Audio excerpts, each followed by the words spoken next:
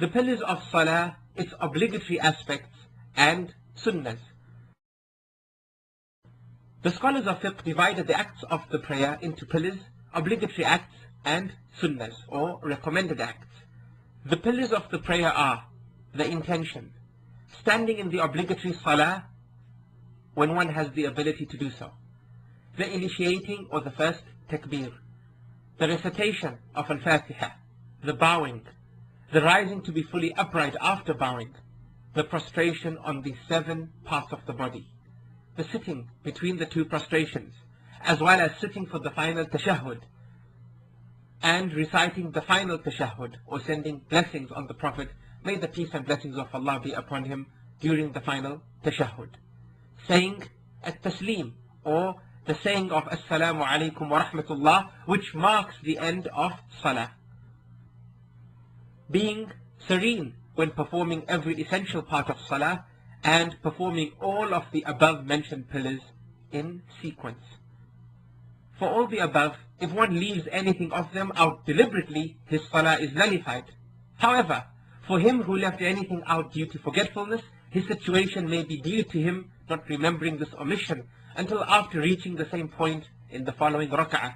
At this point, he will let the current rak'ah take the place of the former one in which he omitted a pillar. Thereafter, he prostrates for forgetting exactly the same way he prostrates when performing the 2 prostrations in the prayer, and then says taslim after the prostration. But if he remembers that he forgot a pillar from a rak'ah before reaching the same pillar in the following rak'ah, in this case he must return to perform that pillar as soon as he remembers it. An example of this is when a man forgets to make ruku', then prostrated immediately after completing his recitation. Thereafter, he remembered whilst in prostration that he had not made ruku'. In such a case, he must stand, make the ruku', and continue praying the rest of the prayer as normal. As well as the pillars, there are obligatory acts of prayer. These are the takbir, said while changing postures in salah, and saying Subhana Rabbiyal Azim while bowing, and Sami'a Allahu liman hamidah by the imam and a person praying alone. However, saying it is not prescribed for the person observing salah behind the imam.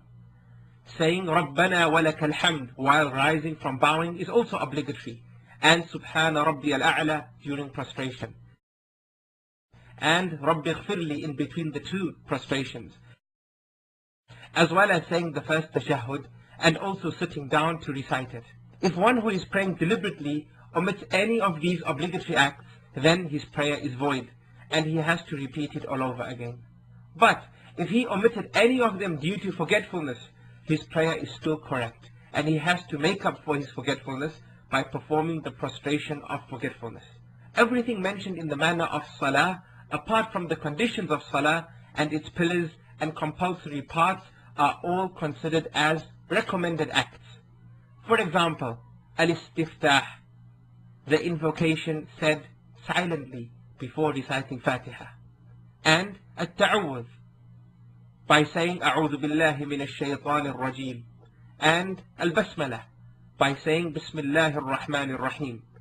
Also, any tasbih, for example, Subhana Rabbiyal A'la, said after the first one during bowing and prostration, and any that is a surah recited after Fatiha, as well as raising one's hand while saying the initiating takbir, are all recommended acts. Placing the right hand over the left while standing before and after bowing and casting one's gaze towards the point of prostration are also sunnah, as is keeping the arms away from the stomach and one's sides during prostration. There are also other types of sunnah, and for all of them, the omission does not affect the validity of salah and does not make prostration due to forgetfulness mandatory when any of them is left out. If one who prayed has doubt with regards to his prayer after the completion of the salah, then this form of doubt should not be given consideration. But if he has doubt during the salah, then he acts on what he feels is more likely, then prostrates due to forgetting after making the final salam. The basis for this is what the Prophet, may the peace and blessings of Allah be upon him, stipulated in his statement: when any of you is in doubt regarding his salah, he should try as much as possible to choose the most correct and then proceed in his salah. Thereafter he says at-taslim. Finally, after saying at-taslim, he should prostrate twice. But if none of the two opinions are weightier than the other in his opinion, then he chooses the least of the two options and completes his salah from there on.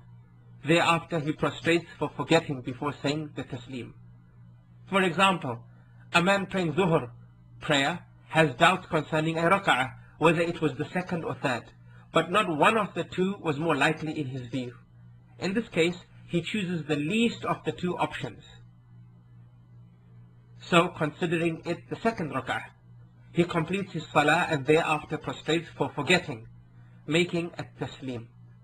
The proof of this is in the statement of the Prophet, may the peace and blessings of Allah be upon him. When any of you have a doubt in his salah and does not know how many he has prayed, whether 3 or 4, he should cast aside his doubt and complete his salah based on what he is sure about. Then he prostrates twice before saying the final salam. A person observing salah may add an extra bowing or prostration, etc.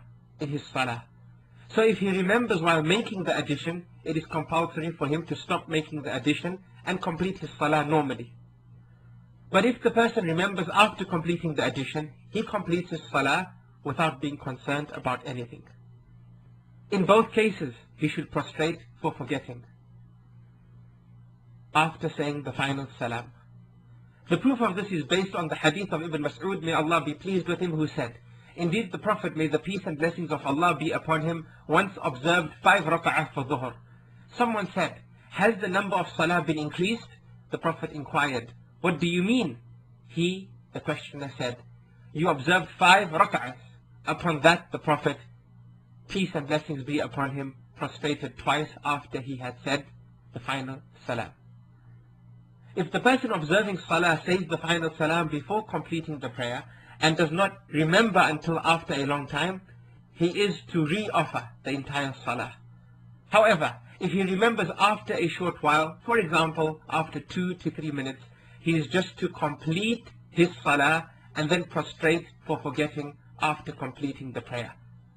It is mandatory for the person praying behind an imam to follow him in his prostration for forgetting, even if he joined him after the cause for forgetting. And if the person observing salah has to observe 2 types of prostration, while one is to be observed before making the salam and the other after the final salam, he only observes the one before making the final salam.